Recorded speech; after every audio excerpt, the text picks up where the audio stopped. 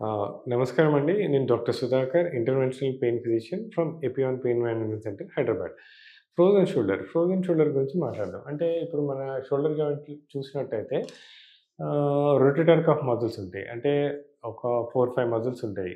సబ్‌స్కాపులరిస్, biceps, supraspinatus, ఇన్ఫ్రాస్పైనటస్. So, ఏ కారణం చేత అయినా ఈ మజిల్స్‌లో ఇన్‌ఫ్లమేషన్ ఆర్ నీరు చేరితే, అంటే ఫర్ ఎగ్జాంపుల్ షుగర్ ఎక్కువ అన్‌కంట్రోల్ ఉన్న వాళ్ళకి గాని, థైరాయిడ్ వాళ్ళకి గాని, ఆర్ మైనర్ ఇంజ్యూరీస్ వల్ల గాని, ఆర్ సమ్ మెటబాలిక్ కండిషన్స్ వల్ల ఎప్పుడైతే నీరు చేరుతుందో, దీని చుట్టూ ఉన్న క్యాప్సూల్ ఇట్లా దీనికి అతుక్కోబోతుంది. దాన్నే అదెసివ్ క్యాప్సులైటిస్ అంటారు. ఆ ఫ్రోజన్ షోల్డర్. ఒక్కసారి అతుక్కపోయినప్పుడు రేంజ్ ఆఫ్ మూవ్‌మెంట్స్ రెస్ట్రిక్ట్ అయితుంది. రెస్ట్రిక్ట్ అయినాక పేషెంట్స్ చిన్న చిన్న మూవ్‌మెంట్స్‌లో మైనర్ టేర్ రావడం. ప్లస్ ఇంకోసారి ఇంజ్యూరీస్ వల్లప్పుడు ఏమైతదంటే మోస్ట్ కామన్‌గా ఈ సూప్రాస్పైనటస్ మజిల్, అంటే ఏ మజిల్ అయితే మనకి ఓవర్ హెడ్ అబ్డక్షన్, అంటే ఇలా చెయ్యి ఇలా పైకి లేవడానికి హెల్ప్ అవుతుందో ఆ మజిల్ టేర్ అయ్యే ఛాన్స్ ఎక్కువుంటుంది.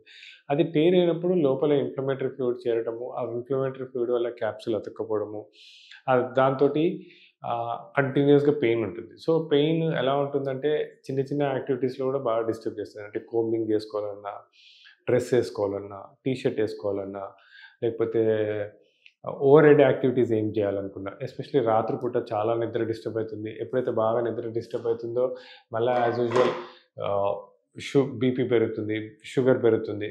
షుగరు, బీపీ పెరిగినప్పుడు ఈ షుగర్ వల్ల మళ్ళా ఇన్‌ఫ్లమేషన్ ఎక్కువైతుంది బాడీలో. బాడీలో ఇన్‌ఫ్లమేషన్ ఎక్కువైనప్పుడు మళ్ళా ఈ షోల్డర్ జాయింట్ ఎఫెక్ట్ అవ్వడం మొదలుపెడుతుంది. So, it's a vicious cycle. So, ఇలా షోల్డర్ జాయింట్ ప్రాబ్లమ్స్‌తో సఫర్ అయ్యే వాళ్ళకి, ఇలా ఫ్రోజన్ షోల్డర్‌తో సఫర్ అయ్యే వాళ్ళకి, ఇలా అదెసివ్ క్యాప్సులర్‌తో సఫర్ అయ్యే వాళ్ళకి మా పెయిన్ మేనేజ్మెంట్ సెంటర్స్‌లో చిన్న చిన్న ఇంజెక్షన్ పద్ధతి ద్వారా ఒక మంచి ట్రీట్మెంట్. అంటే ఎప్పుడైతే పేషెంట్ మా దగ్గరికి ఇలాంటి ప్రాబ్లమ్స్ తోటి వస్తారో వాళ్ళని ఫస్ట్ క్లినికల్‌గా చూస్తాము. క్లినికల్‌గా చూసాక వాళ్ళ రేంజ్ ఆఫ్ మూవ్‌మెంట్స్ ఎలా ఉన్నాయి, ఏ మూవ్‌మెంట్‌లో వాళ్ళకి పెయిన్ ఎక్కువుంది, ఏ మూవ్‌మెంట్ ఎంతవరకు చేయగలుగుతున్నారో చూసాక ఒక చిన్న high resolution musculoskeletal dynamic scan ఉంటుంది. ఆ స్కాన్ ద్వారా ఏ షోల్డర్ మజిల్ లోపల టేర్ ఉంది, ఏ షోల్డర్ మజిల్‌కి మజిల్ మధ్యలో నీరుంది. అంటే మజిల్స్ మధ్యలో ఫ్రీ మూవ్‌మెంట్ కోసం అని చెప్పి బర్సా ఉంటది. ఆ బర్సా ఏమైనా ఇన్‌ఫ్లేమ్డ్ ఉందా, నీరుందా, అవన్నీ ఒక అవగాహనకొచ్చాక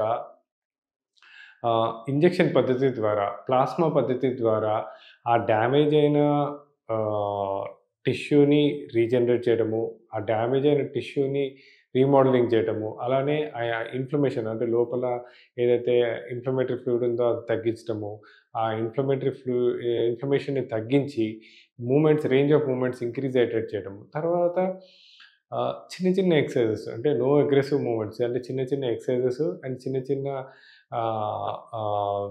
మోడిఫికేషన్స్, అంటే కొంతకాలం పట్టుకో, అంటే ట్రీట్మెంట్ అయిన ఒక 3, 4 వీక్స్ వరకు ఆర్ 1 మంత్ వరకు ఆ షోల్డర్ జాయింట్ మీద ఎక్కువ స్ట్రెయిన్ పడే యాక్టివిటీస్ అవాయిడ్ చేయడము, ఆ షోల్డర్ మీద ఎక్కువ బరువు పనులు చేయకపోవడం ఉండటము, తర్వాత ఆ షోల్డర్ మజిల్స్‌కి ఫోకస్‌గా స్ట్రెంథెనింగ్ ఎక్సర్సైజ్ చేసుకోవడం. అంటే జస్ట్ బ్లైండ్‌గా ప్లాస్మా ఇచ్చి పంపించటమే కాకుండా ఒక ఇమేజ్ గైడెడ్‌గా ప్లాస్మా థెరపీ చేయడము, ఒక ఇమేజ్ గైడెడ్‌గా ఇంజెక్షన్ థెరపీస్ చేయడము, దాని తర్వాత ఆ జాయింట్, ఆ మజిల్స్ స్ట్రెంథెనింగ్‌కి ఫోకస్డ్‌గా ఎక్సర్సైజ్ చెప్పడము, ఆ ఎక్సర్సైజెస్ ప్రాపర్‌గా చేసుకోవడము, ఫాలో అప్ చేసుకోవడం. ఇట్లా చిన్న చిన్న ఇంజెక్షన్ పద్ధతి ద్వారా and life style modifications and exercises ద్వారా ఇలా ఫ్రోజన్ షోల్డర్ అదెసివ్ క్యాప్సులైటిస్‌తో బాధపడుతున్న వాళ్ళకి ఒక దీర్ఘకాలిక పరిష్కారము మా పెయిన్ మేనేజ్మెంట్ సెంటర్స్‌లో అవైలబుల్ ఉంటుంది. Thank you.